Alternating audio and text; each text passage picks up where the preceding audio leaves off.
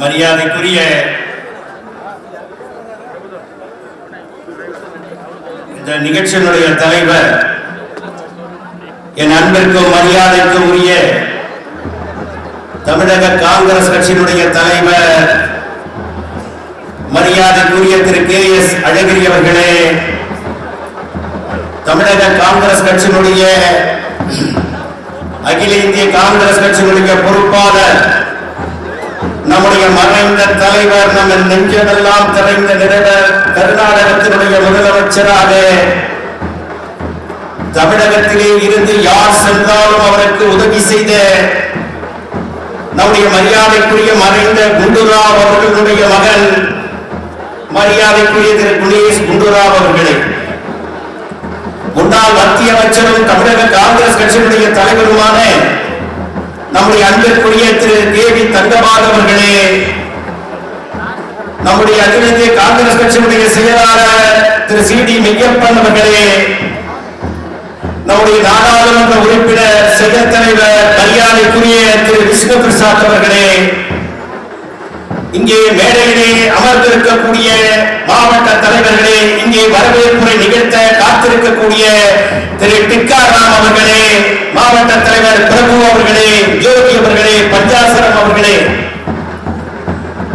தமிழக காங்கிரஸ் கட்சியினுடைய பொருளாளர் அன்பிற்குரிய சகோதரர் நாசீர் ராமச்சந்திரன் அவர்களே, என்னுடைய அன்பு சகோதரர் முன்னாள் சட்டமன்ற உறுப்பினர் திரு முருகானந்தம் அவர்களே, இங்கே வருகை தந்திருக்கக்கூடிய மாவட்ட தலைவர்களே, முன்னாள் மாவட்ட தலைவர்களே, சட்டமன்ற உறுப்பினர்களே, அன்பு சகோதரர்களே, காங்கிரஸ் பேரியக்க நண்பர்களே, என்னுடைய அன்பு சகோதரிகளே, உங்களுக்கு அனைவருக்கும் என்னுடைய சிறந்தாழ்ந்த வணக்கத்தை தெரிவித்துக் கொள்கிறேன்.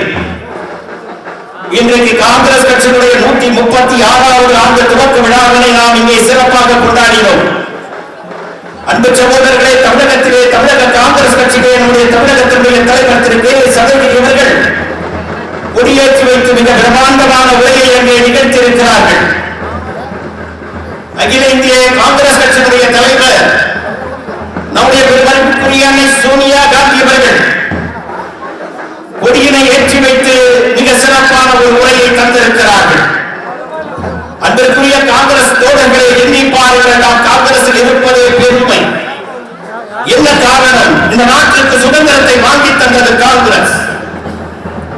இந்த நாட்டிற்கு சுதந்திரத்தை வாங்கி தந்தவர் தேசத்தந்தை நம்முடைய மகாத்மா காந்தி அவர்கள். நம்முடைய முன்னாள் கவிஞர் சொன்னார், பாரதியார், கட்சியின்றி ரத்தமின்றி யுத்தமின்றி ஒரு சுதந்திரம் வருகிறது என்று மகாத்மா காந்தியை போற்றி புகழ்ந்ததை இந்திய வரலாறு, தமிழக வரலாறு ஆழமாக பதிவு செய்து வைத்திருக்கிறது. அன்பிற்குரிய சகோதரர்களே, நம்முடைய தேசத்தந்தை மகாத்மா காந்தியினுடைய சிலை இன்றைக்கு உலக நாடுகள் இல்லாத நாடே இல்லை. அத்தனை நாடுகளில் அகிம்சையை போதித்த அந்த மகாத்மா காந்தியினுடைய சிலை இல்லாத நாடே கிடையாது. பிரிட்டிஷ் பிரதமர் சர்ச்சில் சொல்லுகிறார், நிருபர்கள் எல்லாம் கேட்கிறார்கள், நீங்கள் ஜெர்மனியை பார்த்து பயப்படவில்லை, ஜப்பானை அடித்து நொறுக்குகிறீர்கள், ஆனால் இந்தியாவை பார்த்து பயப்படுகிறீர்கள், மகாத்மா காந்தியை பார்த்து நீங்கள் பயப்படுகிறீர்களே ஏன் என்று பத்திரிகையாளர்கள் பிரிட்டிஷ் பிரதமர் சர்ச்சிலை பார்த்து கேட்கிறார்கள். சர்ச்சில் சொல்லுகிறார், ஹிட்லரை நான் ஒரே நொடியிலே வீழ்த்தி விடுவேன், என்னிடத்திலே ஆயுதம் இருக்கிறது. முசோலினியை ஒரே நொடியிலே வீழ்த்தி விடுவேன், என்னிடத்திலே ஆயுதம் இருக்கிறது. ஆனால் மகாத்மா காந்தி வைத்திருக்கிற அகிம்சையை வீழ்த்துவதற்கு என்னிடத்திலே ஆயுதம் இல்லை. அந்த அகிம்சம் என்ற ஆயுதம், அந்த அகிம்சை என்ற ஆயுதத்தை எதிர்ப்பதற்குண்டான ஆயுதம் என்னிடத்திலே இல்லை.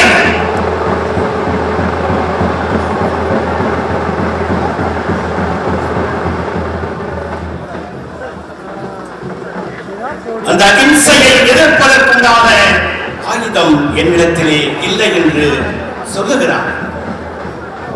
சுதந்திரம் பெறுவதற்கு முன்னாலே மகாத்மா காந்தி லண்டனுக்கு போகிறார். சர்ச்சில் அவரை பார்க்க விரும்புகிறார். மகாத்மா காந்தி உள்ளே போய் நிற்கிறார். நின்றவுடன் சர்ச்சில் அமர்ந்திருக்கிறார். எங்கே மகாத்மா என்று கேட்கிறார்.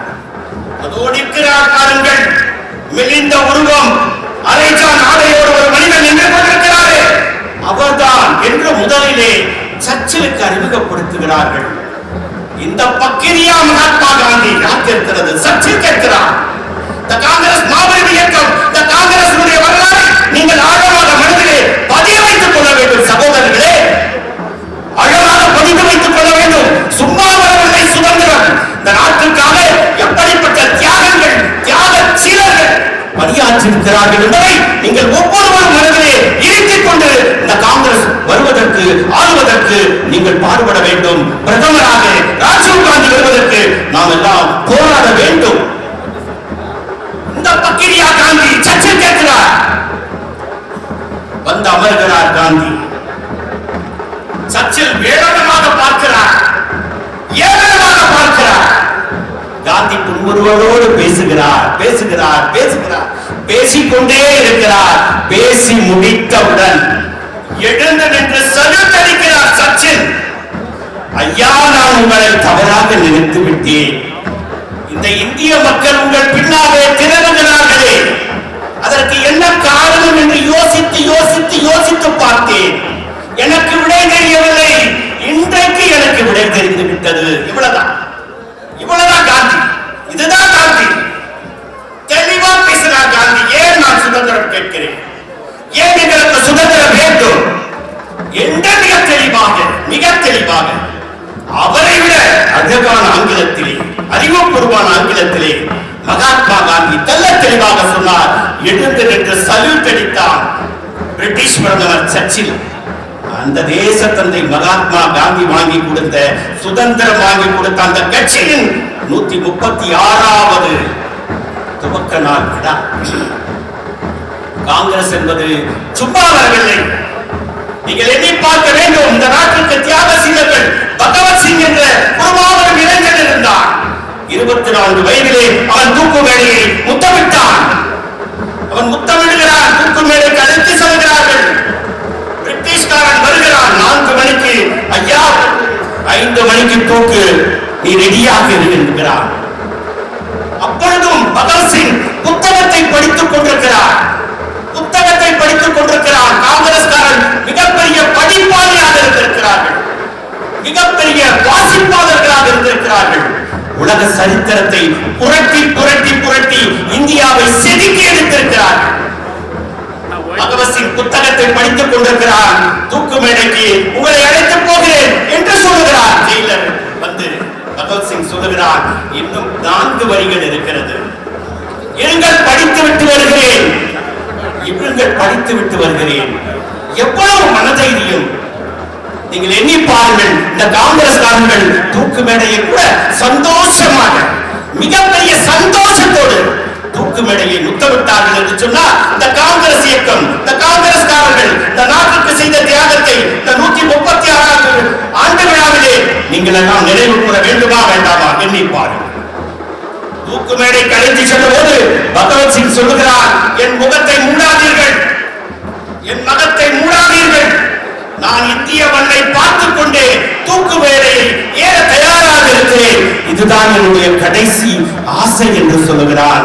கடைசி ஆசை என்ன என்று கேட்டபோது, என் முகத்தை கருப்பு துணியாலே மூடாதீர்கள் என்று சொன்னான் பகவத்சிங். எப்படிப்பட்ட வீரமகன் என்றே பாருங்கள். அவன் காங்கிரஸ்காரன், அவன் காங்கிரஸ் கட்சிக்கு சொந்தக்காரன். இன்றைக்கு மோடி பேசுகிறார், சுதந்திரத்திற்கே சம்பந்தம் இல்லாத இயக்கம் இன்றைக்கு இந்த நாட்டை ஆண்டு கொண்டிருக்கிறது, சூறையாடி கொண்டிருக்கிறது. விவசாய பெருமக்கள் கடும் குளிரிலே, கடும் குளிரிலே, 0 குளிரிலே, 0க்கும் கீழே இருக்கக்கூடிய குளிரிலே டெல்லி மாநகரிலே இன்றைக்கு வதைக்கப்பட்டுக் கொண்டிருக்கிறார்கள். வேடிக்கை பார்த்துக் கொண்டிருக்கிறார் இந்த நாட்டினுடைய பிரதமர். எண்ணி பாருங்கள், இது என்ன நியாயம் என்பதை எண்ணி பாருங்கள். இந்த நாட்டிலே என்ன ஆட்சி நடக்கிறது எண்ணி பாருங்கள். பாபா சாஹிப் அம்பேத்கர் என்ன சொன்னார்? இந்த நாடு சட்டத்தின் ஆட்சி நடக்க வேண்டும் என்று சொன்னார். நடக்கிறதா? சட்டத்தின்படி இங்கே ஆட்சி நடக்கிறதா? சட்டத்தின் ஆட்சி நடக்கிறது என்று மோடி அவர்களே சொல்லுகிறீர்களே, உங்கள் சட்டத்தின்படி ஆட்சி நடத்திருந்தால் உங்களுக்கு வாக்களித்த மக்கள் கடும் குளிரிலே போராடி கொண்டிருக்கிறார்களே, 40 நாட்களாக போராடுகிறார்களே, 40 பேர் உயிரிழந்திருக்கிறார்களே. என்ன பதில்? உங்களுடைய பதில் என்ன? பதில் சொல்லுங்கள். இந்த நாட்டிற்கு நீங்கள் பதில் சொல்ல வேண்டிய நிலைமையிலே இருக்கிறீர்கள். உங்களுக்கும் சுதந்திரத்திற்கும் சம்பந்தம் இல்லை, உங்களுக்கும் மக்களுக்கும் சம்பந்தம் இல்லை. ஏதோ ஒரு விபரீதத்திலே நீங்கள் இன்றைக்கு பிரதமராக இந்த நாட்டை ஆண்டு கொண்டிருக்கிறீர்கள். பிரதமர் மோடி அவர்களை உங்களை நான் பார்த்து கேட்கிறேன். நாட்டினுடைய மாபெரும் விவசாயிகள் பண்பிச்சவர்கள் சொன்னார், இந்த நாட்டிலே மிகப்பெரிய பொருளாதாரத்தை உருவாக்கியவர். உங்களுக்கு எல்லாம் தெரியும், இந்த நாடு மிகப்பெரிய பொருளாதார சிக்கலிலே சிக்கிக் கொண்டிருந்தது. உலக நாடுகள் அத்தனையும் பொருளாதாரத்திலே சிக்கி திணறிக் கொண்டிருக்கிறது.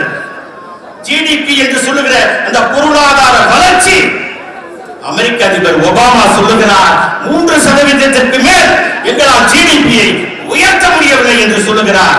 ஆனால் காங்கிரஸ் ஆட்சி, டாக்டர் மன்மோகன் சிங்கினுடைய ஆட்சி 9% பொருளாதார வளர்ச்சி.